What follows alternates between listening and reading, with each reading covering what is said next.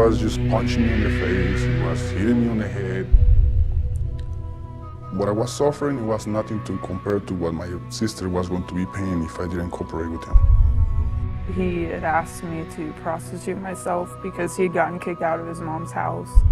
And then once I started doing that, then it increased to punching me in the face, punching me in the stomach so I couldn't breathe, choking me. This is not an issue that is in some foreign country. This is a problem that is in our community, our streets, our schools. These are our children, and unfortunately, our indifference has made them invisible. And I think that if Oregonians were to look at the issue of human trafficking through that lens, that they would be angry and they would want to take action.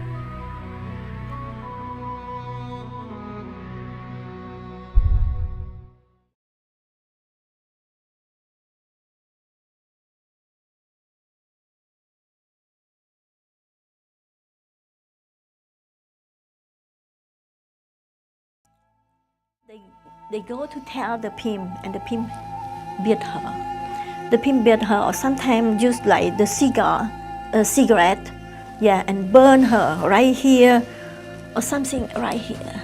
You know, it's hard to say, but this is true. And at that point, when they realize that resistance is not going to give them freedom, or that it's impossible, that they are trapped, they will decide that they will accept these customers, and they submit to rape, beatings, degradation. What happens is girls lose all hope. There's no future for them. The opportunities that are out there are minimal, and we want to create an environment where we can turn this around. Girls will attempt suicide. One young lady that we know of personally,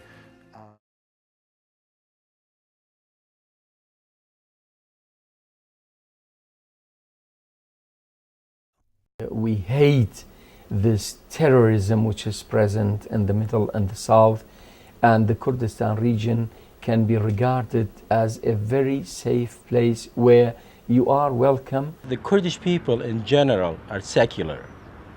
They're less attached to religion than, let's say, the Shiites in the south or the rest of Iraq. Any image of Islamic extremism, any image of some sort of crisis or conflict between religions of the West, say Christianity and Islam, just doesn't exist here. If you look at the university campus, 45.5% of the students are females. And the same is true, most of the teachers are females.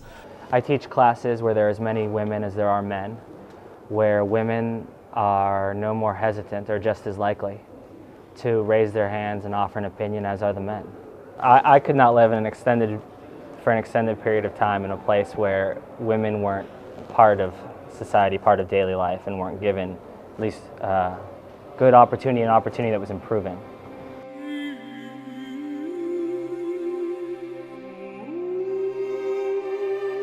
It should not be surprising that for Kurds, human rights are paramount, given that for over 30 years, their most basic right to life was so cruelly abused.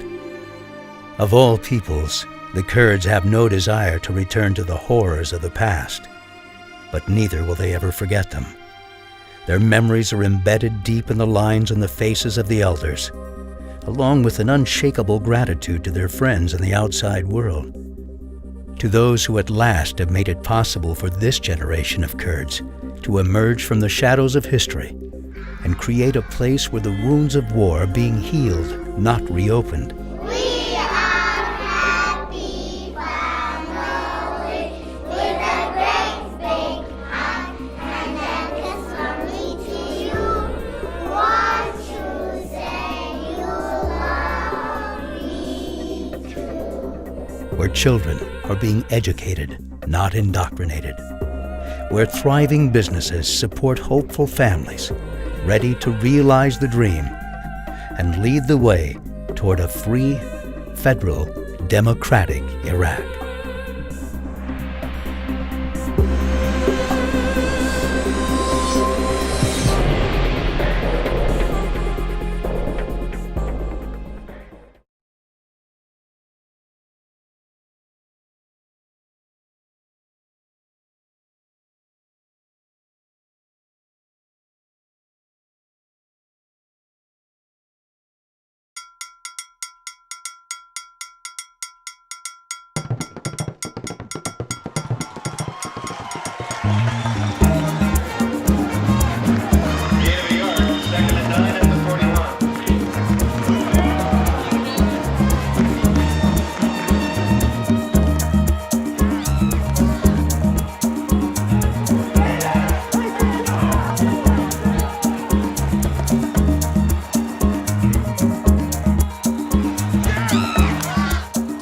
program turns young boys into men.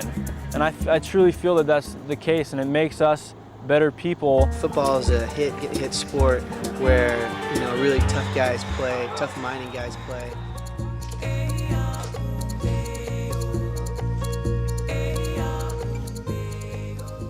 What is it like to be different is hard.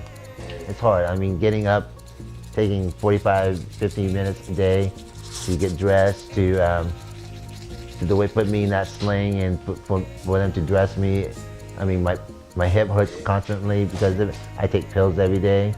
That's what's hard. But then I realized that I'm doing it for a reason. I'm doing it for PRU football, and I'm doing it for the brothers that I really care about, the young guys who are on the team.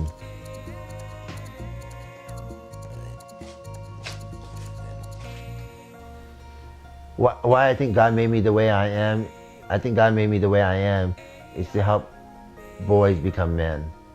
Help guys learn what Summit Warriors is, and help, hopefully, I influence one person.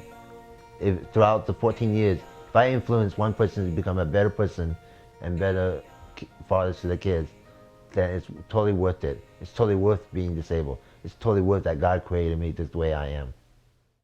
For the longest time, I didn't understand why I was the way I am. And to see guys who's willing to do the stuff they want, willing to help me out, and willing to become better, and by helping me out, learning about Summit Warrior and about stepping out the boundary, it makes me really feel good that there's a reason for everything. There's a reason for this. There's a reason that I'm in this chair.